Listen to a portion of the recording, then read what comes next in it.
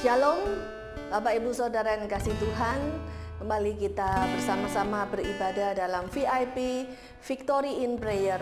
Ada kemenangan di dalam setiap doa-doa kita. Mari kita mulai ibadah VIP kita pada malam hari ini. Bersama-sama kita fokuskan hati dan pikiran kita. Kita mau naikkan pujian ini terlebih dahulu, kemudian kita akan berdoa. Hidupku menggenapi rencanamu Tuhan. Terima kasih Tuhan Yesus. Hidupku menggenapi firman-Mu,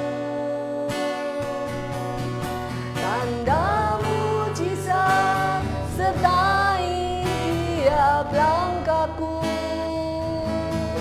Kau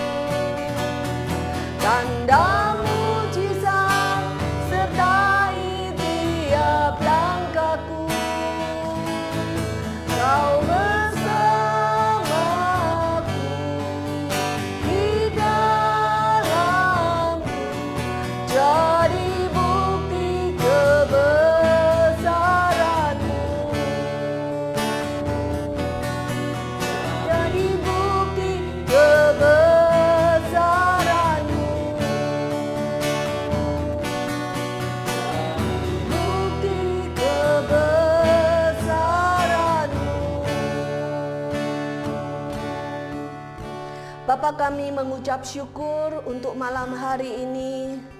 Kami mengucap syukur untuk kesempatan kami diberikan sebuah wadah untuk bersekutu bersama-sama di dalam firman-Mu. Biarlah Tuhan, bila sebentar kami akan menaikkan pujian, merenungkan firman, dan bahkan mendengarkan kesaksian. Semuanya itu penuh dengan urapan yang datangnya dari Roh Kudus sendiri. Urapan yang membuat kami mengerti, urapan yang membuat kami menangkap makna dari kehidupan kami, urapan yang membuat kami berapi-api, bersemangat untuk terus mengikut Engkau, tetap setia apapun yang terjadi. Kami siap Tuhan merenungkan firman-Mu dari awal, pertengahan hingga akhir ibadah VIP pada malam hari ini. Kami serahkan ke dalam tangan-Mu. Dalam nama Tuhan Yesus Kristus kami berdoa. Haleluya. Amin. Bapak Ibu Saudara yang kasih Tuhan, sebelum saya memulai, saya ingin kita melihat satu gambar. Ya, tolong ditayangkan, ada satu gambar. Coba saudara perhatikan gambar ini. Nah saudara, kalau kita lihat gambar ini, apa yang menjadi kesan buat Bapak Ibu Saudara? Ada senjata-senjata, ada parang, ada pedang di depan kumpulan orang-orang yang duduk di depan gitu ya. Nah, waktu pertama kali saya lihat, saya mikir gini, wah ini mungkin, apa mungkin ini senjata-senjata habis dari tindak kejahatan yang harus didoakan itu. Atau yang kedua, saya kemudian juga mikir, mungkin ini karena yang ngirimi foto itu pendeta ya, hamba Tuhan juga, seorang hamba Tuhan di Kupang. Nah, atau mungkin senjata-senjata ini mau didoakan pelayanan pelepasan. Karena ada parang, ada pedang, mungkin dekat dengan kejahatan itu ya. Tetapi ternyata berbeda sekali. Setelah saya tanyakan, saya cross check, berbeda. Karena senjata-senjata tersebut bukan senjata untuk kejahatan atau akibat kejahatan.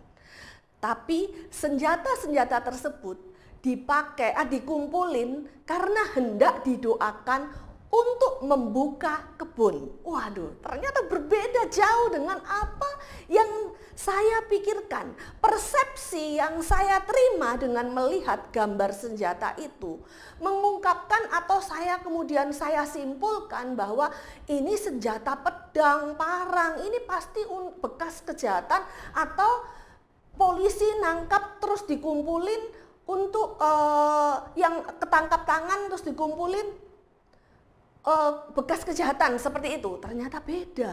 Ternyata untuk sesuatu yang baik, yaitu mereka kumpulin senjata, berdoa bersama karena mereka sedang mempersiapkan membuka kebun. Karena yang ngirim orang Kupang dan mereka pekerjaannya yang utama adalah bercocok tanam. Nah saudara, itu namanya persepsi. Persepsi adalah sesuatu yang kita tangkap, tanggapan secara langsung atau penerimaan secara langsung oleh panca indera kita, baik itu yang kita lihat, yang kita dengar, maupun yang kita cium baunya. Terus kita menyimpulkan anggapan atas sesuatu, itu namanya persepsi. Kadang kita melihat sesuatu yang buruk, kita langsung berpikir negatif. Misalnya buruk itu pun macam-macam ya. Buruk itu pun berbeda persepsi antara satu orang dengan orang yang lain. Misalnya contoh, kalau kita melihat nih contoh ya, kita melihat ada orang jalan-jalan ke mall pakai pakaian dekil, pakai sandal jepit, pakai celana pendek, persepsi kita langsung akan menyimpulkan bahwa oh itu orang miskin, orang nggak punya duit, nggak bisa pakai pakaian bagus, jalan-jalan ke mall. Padahal belum tentu. Justru banyak orang yang jalan-jalan ke mall karena dia kaya, dia mau keluar rumah pakai apa adanya, nggak terlalu memperhatikan penampilan dan sebagainya. Nah, Bapak Ibu Saudara yang dikasihi Tuhan, begitupun dengan kehidupan.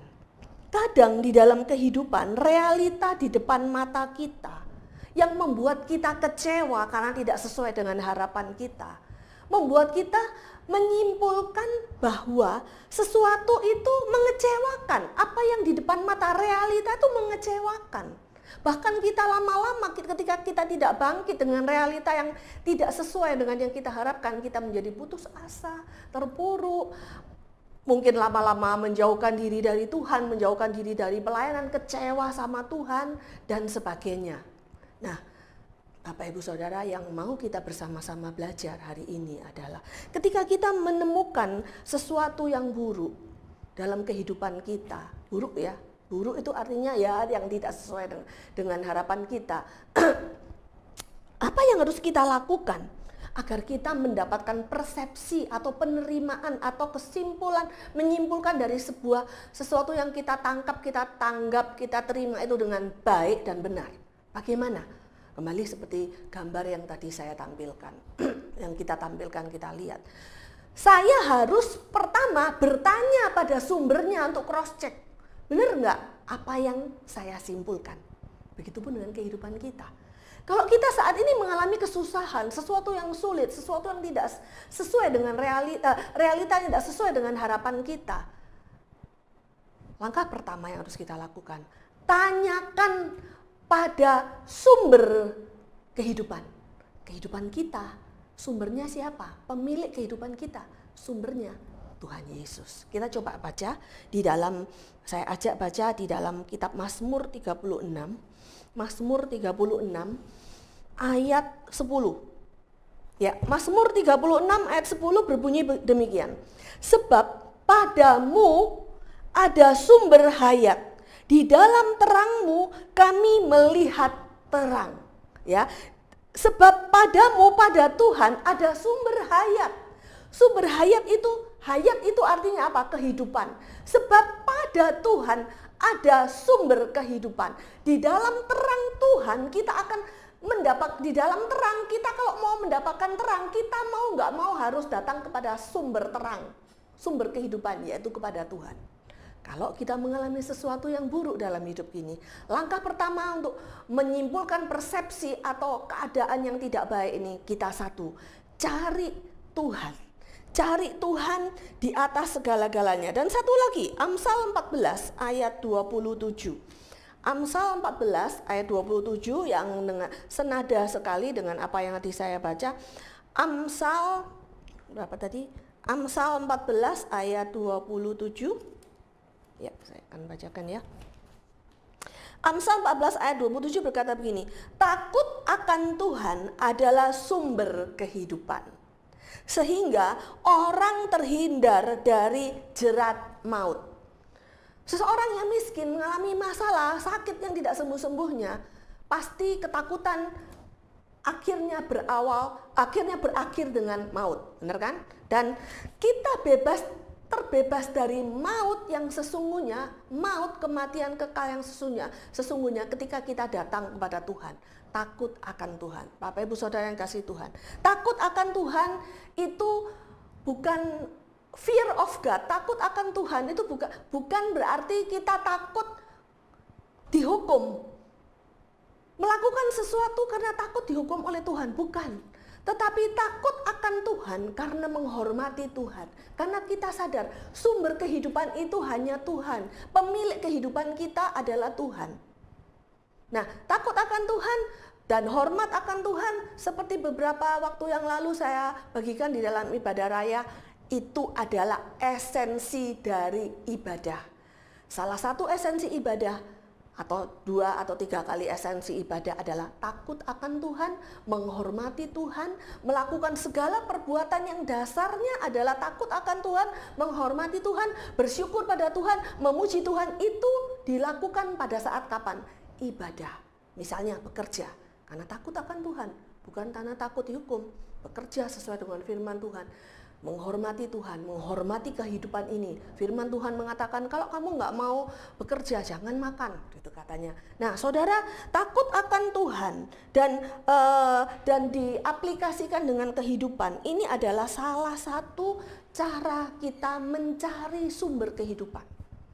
Sumber kehidupan adalah takut akan Tuhan adalah sumber kehidupan sehingga orang terhindar dari jerat maut. Itu yang pertama. Yang kedua, bagaimana caranya kita boleh mendapatkan persepsi yang baik dan benar dalam kehidupan, dalam menghadapi setiap masalah. Kita tidak akan terus berkata, oh Tuhan tidak sayang sama saya, sekalipun saya sudah melayani sungguh-sungguh dengan setia, kok saya nggak ditolong. Itu persepsi yang negatif. Yang kedua, kita terhindar atau melangkah supaya kita tidak terjebak dalam persepsi yang negatif. Yang kedua adalah miliki pikiran yang positif. Setiap masalah dalam kehidupan kita, kita harus yakini setiap masalah itu adalah pelajaran kehidupan. Setiap masalah adalah sekolah kehidupan. Tuhan ingin menguji kita. Tuhan ingin kita kuat. Tuhan ingin kita semakin hari iman kita semakin teruji. Tahan bandingan, gak mudah putus asa. Miliki pikiran positif. Kepada siapa kita mengingat atau kepada siapa kita berpusat dengan pikiran positif itu? Kita baca Amsal 3 ayat 1 sampai 2 ya. Kita lihat Amsal 3. Amsal 3 ayat 1 sampai 2 berkata begini. Berkat dari hikmat, hai anakku, janganlah engkau melupakan ajaranku, dan biarlah hatimu memelihara perintahku, karena panjang umur dan lanjut usia serta sejahtera akan ditambahkannya kepadamu. Nah, sekali lagi, janganlah engkau melupakan ajaran Tuhan. Artinya ketika kita mau memiliki pikiran yang memiliki persepsi yang baik, persepsi yang benar dalam setiap masalah kehidupan kita, miliki pikiran positif dengan mengingat bahwa kehidupan kita ini yang terjadi ini semua adalah pelajaran dari Tuhan untuk kita makin lama makin mengenal pencipta kita, mengenal Dia, mengenal Tuhan atas apapun yang terjadi. Dan yang terakhir supaya kita tetap memiliki persepsi yang benar atas kehidupan apapun yang terjadi. Terima dan jangan menyangkali keadaan. Kalau keadaan kita saat ini tidak baik, terima. Memang saat ini tidak baik. Kita di PHK, jangan menyangkali, benar kita di PHK, terima dengan penuh ucapan syukur. Jangan menyangkali, jangan berkata, enggak ini hanya ilusi. Enggak mungkin, kita terima dan kita percaya bahwa Tuhan tidak akan membiarkan kita terus hidup di dalam kesusahan. Dalam sesuatu yang enggak baik. Firman Tuhan di bawahnya, Amsal 3 ayat 5-6. Amsal 3 ayat 5-6 berkata, percayalah kepada Tuhan dengan segenap hatimu dan janganlah bersandar kepada pengertianmu sendiri. Akuilah dia dalam segala lakumu, maka ia akan meluruskan jalanmu. Akui kita saat ini mungkin kalau engkau mengalami keadaan yang tidak baik. Akui engkau saat ini keadaanmu tidak baik. Kalau engkau sedang berbuat dosa sehingga keadaanmu tidak baik, akui dosamu supaya Tuhan luruskan kembali. Akui keadaanmu, jangan menyangkali, jangan tidak bisa menerima keadaan. Terima keadaan, apapun itu. Engkau misalnya diputuskan oleh pacarmu yang masih pacaran, akui memang engkau tidak bisa melanjutkan hubungan dengan dia. Terus kemudian selesai, enggak, bangkit lagi dan percayalah kepada Tuhan. Tuhan berkata di sini sekali lagi, Amsal 3 ayat 5 berkata, percayalah kepada Tuhan dengan segenap hatimu, maka engkau akan diberkati. Jangan bersandar pada pengertianmu sendiri, maka Tuhan akan menolong engkau bangkit. Bapak Ibu Saudara yang dikasihi Tuhan, sekali lagi, apapun kehidupan yang terjadi, jangan salah sangka sama Tuhan. Tuhan tidak pernah merancangkan sesuatu yang buruk untuk kehidupan kita. Kalaupun saat ini ada yang buruk yang terjadi, yang tidak baik menurut kita tidak baik terjadi, belum tentu itu tidak baik menurut Tuhan. Karena Tuhan mau kita mau dekat pada Dia. Kita mau takut akan Tuhan. Kita mau beribadah. Kita mau memiliki pikiran positif dan percaya sama Tuhan. Terima apa adanya, apa yang sedang terjadi. Nah, Bapak Ibu Saudara yang dikasihi Tuhan, di dalam ibadah itu kita akan menemukan banyak sekali manfaat. Bahkan mujizat bisa terjadi ketika kita takut akan Tuhan, mau beribadah, berdoa, membaca firman, menyenangkan hati Tuhan. Kita akan mendengarkan kesaksian dari seorang anak Tuhan yang ketika dia bahkan sampai saat ini, bayangkan dalam beberapa bulan ya, sejak pandemik berlangsung, dia tidak bisa meninggalkan kapal, dia berada di tengah-tengah lautan, di laut lepas, tidak bisa meninggalkan kapalnya karena pandemik, dan suatu hari dia mengalami sakit, namun dia mengambil keputusan pada saat sakit dan ketakutan melanda pikirannya, badannya nggak enak, dia memaksakan diri bangun, mengikuti ibadah. Apapun itu ibadah, Bapak Ibu Saudara, ibadah yang berkenan di hadapan Tuhan. Ketika kita lakukan dengan tulus, kita akan melihat apa hasilnya. Mari silakan kita mendengarkan. Shalom Bapak Ibu dan saudara-saudara yang dikasihi oleh Tuhan Yesus Kristus. Saya mau menyaksikan bagaimana Tuhan menyembuhkan rasa sesak dan panas di bagian dada saya yang pernah saya alami. Waktu itu mulai dari pagi hari saya merasakan dada saya panas dan sesak kalau untuk bernapas. Saat itu saya tidak batuk, tidak pilek, dan suhu badan saya juga normal. Dan 3 minggu terakhir, saya dan semua kru yang ada di kapal saya tidak pernah keluar dari kapal. Dan orang lain pun tidak ada yang masuk ke kapal saya. Jadi saya yakin apa yang saya rasakan pada waktu itu bukan COVID-19. Sakit itu sudah 3 kali saya alami. Yang pertama dan kedua 1 minggu sebelumnya. Awalnya saya berpikir karena masuk angin saja. Jadi saya tidak begitu khawatir. Setelah hal yang sama saya alami kembali yang ketiga kali, saya menjadi takut. Karena saya merasakan yang terakhir itu lebih sakit dari apa yang saya rasakan sebelumnya. Sekitar jam 4 sore, saya merasakan kalau dada saya itu semakin panas dan semakin susah kalau untuk bernapas. Sampai saya keringat dingin dan pusing. Badan saya juga sudah mulai lemas.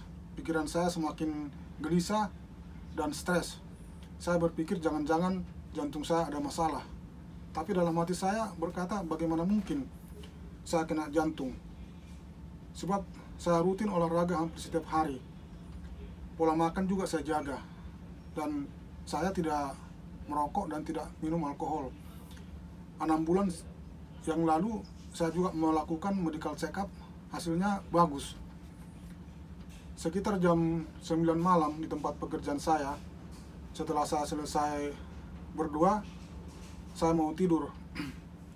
Tiba-tiba malam itu saya teringat bahwa ada ibadah sepakat bekerja bersama di gereja kita, Batu Penjuru, secara online. Lalu saya berusaha untuk duduk dan buka Facebook saya di HP. Saya untuk mengikuti ibadah SBP secara online. Setelah saya duduk, beberapa saat saya merasakan kalau badan saya gemetar. Lalu saya sambil tiduran mengikuti ibadah SBP karena saya tidak sanggup untuk duduk. Pada saat Ibu Gembala mulai berdoa untuk menyampaikan firman Tuhan, saya dengan sekuat tenaga berusaha untuk bisa duduk kembali di tempat tidur saya. Malam itu judul khotbah Ibu Gembala yaitu Hope. Firman Tuhan yang disampaikan dari Ibrani 6 ayat 19 yang berbunyi, pengharapan itu adalah sauh yang kuat dan aman bagi jiwa kita yang telah dilabuhkan sampai ke belakang tabir. Dari mulai awal Ibu Gembala menyampaikan firman Tuhan, saya benar-benar sangat diberkati sampai pada saat Ibu Gembala menyatakan harapan yang sejati hanya ada di dalam Tuhan Yesus Kristus. Pada saat itu secara refleks saya mengangkat tangan kanan saya sambil berteriak, amin, haleluya, puji Tuhan. Saat itulah saya merasakan ada sesuatu yang keluar dari dalam badan saya. Dada saya tiba-tiba jadi lega dan panas yang saya rasakan di dada saya pun tiba-tiba hilang. Badan saya pun tidak lemas lagi. Saya bersyukur dan memuji Tuhan pada malam itu. Sampai selesai ibadah SBP saya tidak henti-henti mengucap syukur kepada Tuhan. Lalu malam itu saya bisa tidur dengan nyenyak sampai pagi, dan pagi harinya saya bangun, saya tidak merasakan lagi ada sesak atau panas di bagian dada saya. Dan napas saya juga sudah kembali normal seperti semula. Saya sangat mengucap syukur kepada Tuhan. Besok harinya saya sudah berniat mau menyampaikan ke Ibu Gembala pengalaman ini. Tapi saya khawatir penyakit itu muncul lagi. Jadi saya mau benar-benar memastikan bahwa penyakit itu tidak pernah muncul lagi atau tidak pernah saya alami lagi. Puji Tuhan hingga saat ini bahwa penyakit itu tidak pernah lagi saya rasakan dan tidak pernah lagi muncul. Penyakit apapun itu saya percaya bahwa Tuhan telah mengangkatnya dari dalam tubuh saya. Dan penyakit itu tidak akan pernah lagi saya rasakan untuk selamanya.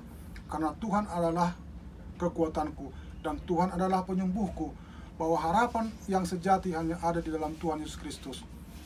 Bapak, Ibu, dan saudara-saudara yang dikasihi Tuhan Yesus Kristus, jika kita mengalami penyakit apapun itu, jangan pernah menyerah oleh karena penyakit atau mungkin pergumulan hidup yang lain. Pandanglah kepada Tuhan Yesus Kristus, sumber pengharapan kita, bahwa harapan yang sejati hanya ada di dalam Tuhan Yesus Kristus. Terima kasih buat Tuhan Yesus yang baik, yang telah memulihkan kesehatan saya. Terima kasih buat Ibu Gembala untuk sharing firman yang disampaikan pada malam itu. Tuhan Yesus selalu memberkati Ibu Gembala. Semoga banyak orang yang mengalami jamahan Tuhan lewat pelayanan Ibu Gembala. Kiranya kasih karunia Tuhan Yesus Kristus selalu menyertai kita setiap saat. Amin.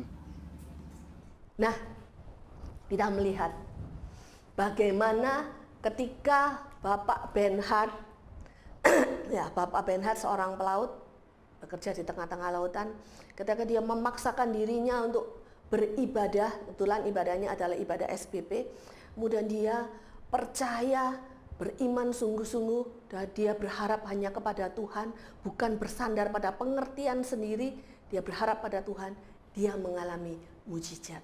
Begitupun dengan kita. Kalau hari-hari di belakang, di saat ini kita ada hal-hal buruk yang sedang terjadi.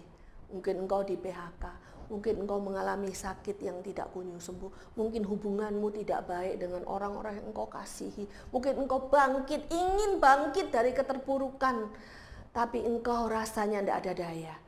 Cari Tuhan. Jangan memiliki persepsi yang negatif tentang apa yang sedang terjadi. Karena semakin negatif, makin terpuruk, engkau semakin jauh dari Tuhan. Engkau akan semakin kehilangan masa depan yang indah bersama Tuhan. Masa depanmu indah kalau engkau cari sang sumber kehidupan.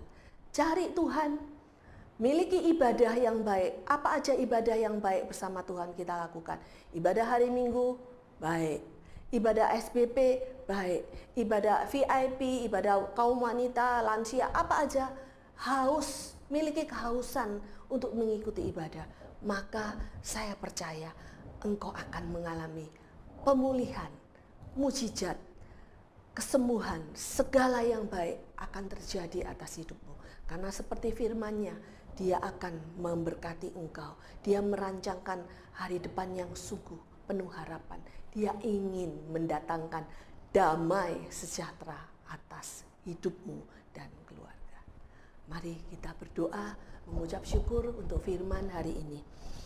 Terima kasih Tuhan Yesus, terima kasih. Kami mengucap syukur Tuhan untuk firman yang boleh kami dengarkan pada malam hari ini. Dan juga untuk kesaksian yang menguatkan kami. Biarlah Tuhan, firman Tuhan dan kesaksian hari ini bukan hanya sekedar sesuatu yang menyenangkan hati kami. Atau pengajaran yang berhenti sampai di sini. Tapi kami mau pelihara firman itu dalam hati dan pikiran kami. Kami mau imani, kami mau erami dalam hidup kami. Dan kami mau taati, lakukan. Supaya Tuhan kami boleh melihat hasil dari kami setia pada Tuhan. Hasil dari kami tekun berdoa, tekun mengikuti ibadah, tekun dan takut akan Tuhan. Kami berdoa, hamba berdoa pada malam hari ini untuk orang-orang yang saat ini bersama dengan hamba yang ada di rumah masing-masing. Ada di tengah-tengah kami yang saat ini sedang mengalami kelemahan tubuh, sedang mengalami sakit. Tuhan, Engkau jamah. Ada di tengah-tengah kami yang saat ini juga sedang mengalami putus asa karena sudah tidak ada harapan, kekecewaan. Dalam nama Yesus, Tuhan jamah pikirannya, jamah hatinya. Di dalam Tuhan ada harapan. Tuhan Yesus, ketika kami berseru padamu, Engkau tidak pernah mengecewakan kami. Kami mengingat untuk orang-orang yang kami kasihi. Kami berdoa untuk anak-anak kami. Masa depan mereka ada di tangan-Mu. Mereka yang saat ini sedang mengalami kesulitan belajar. Dalam pelajaran. Dalam proyek yang mereka hadapi. Entah proyek pelajaran, tugas-tugas yang mereka kerjakan. Mereka mengalami kesulitan. Bapa di surga, tolong mereka. Berikan mereka kekuatan malam hari ini melalui firman-Mu. Agar mereka bangkit dan berseru kepada Tuhan. Tidak selama-lamanya kesulitan itu terus mendatangi anak Tuhan. Ada kalanya Tuhan, pada satu titik Tuhan bukain jalan dan Engkau memberikan kami kelepasan. Berdoa untuk anak-anak kami. Bela mereka, tolong mereka. Ada di tengah-tengah kami yang bergumul dengan perekonomian kami. Kami yang sedang mencari kontrakan. Kami yang ingin memperpanjang kontrakan. Tuhan cukupkan keuangan kami. Ada juga di tengah-tengah kami Tuhan dengan kesulitan perekonomian kami. Kami sedang mencari pekerjaan karena kami di PHK. Tuhan berikan pekerjaan yang terbaik. Berikan kami terus bersyukur dengan apa yang kami miliki, potensi kami, keberadaan kami. Dan berikan tekad pada kami untuk terus mencari pekerjaan, mencari peluang untuk bahkan menciptakan pekerjaan, membuka lapangan pekerjaan sendiri. Tuhan, kami berdoa juga untuk orang-orang yang kami kasihi, yang tidak bersama dengan kami. Mungkin suami atau istri kami, mungkin anak-anak kami atau orang tua kami yang harus terpisah karena pekerjaan atau karena masa pandemik yang masih belum selesai saat ini. Tuhan, kami berdoa untuk mereka. Kasih karunia-Mu pun menyertai mereka. Engkau tidak pernah meninggalkan mereka. Engkau melindungi mereka seperti halnya Engkau melindungi kami, anak-anak-Mu. Kami berdoa juga untuk gereja Tuhan yang sedang dan terus membuka gereja kembali pada masa-masa ini, masa-masa new normal ini. Berkati hamba-hamba Tuhan, khususnya GBI Batu Penjuru, berkati hamba Tuhan, pelayan-pelayan Tuhan, dengan segala apa yang kami hadapi, pergumulan yang kami miliki Tuhan. Tuhan tolong, Tuhan bela kami, Tuhan berikan jalan keluar yang terbaik. Engkau tidak akan mempermalukan kami, anak-anak-Mu. Engkau akan bela kami. Berikan ketenangan dalam hati dan pikiran kami, supaya kami mampu berpikir dengan jernih dan terus mencari Tuhan, mengandalkan Tuhan, berharap hanya kepada Tuhan, bukan pada pengertian kami sendiri. Tolong kami Tuhan, dan terus bela gereja-Mu, biar kami semua boleh beribadah dengan baik. Semakin banyak orang mengenal Tuhan, semakin banyak orang tertolong dan diberkati. Kiranya malam hari ini merupakan titik balik kami mengalami kemenangan bersama dengan Engkau. Terima kasih Tuhan. Kami mau tutup doa ini dengan doa sempurna yang Tuhan ajarkan kepada kami. Bapa kami yang ada di surga, dikuduskanlah nama-Mu, datanglah kerajaan-Mu, jadilah kehendak-Mu di bumi seperti di surga. Berikanlah kami pada hari ini makanan kami yang secukupnya, dan ampunilah kami akan kesalahan kami, seperti kami juga mengampuni orang yang bersalah kepada kami. Janganlah membawa kami ke dalam pencobaan, tapi lepaskanlah kami daripada yang jahat. Karena Engkaulah yang mempunyai kerajaan dan kuasa dan kemuliaan sampai selama-lamanya. Mari kita akhiri ibadah pada malam hari ini. Sekarang terimalah kasih karunia dari Allah Bapa, penyertaan dari Tuhan Yesus Kristus, penghiburan dari Roh Kudus akan menyertai hari-harimu mulai sekarang sampai Maranatha, Dia datang menjemput engkau kembali. Terima kasih Yesusku, terima kasih.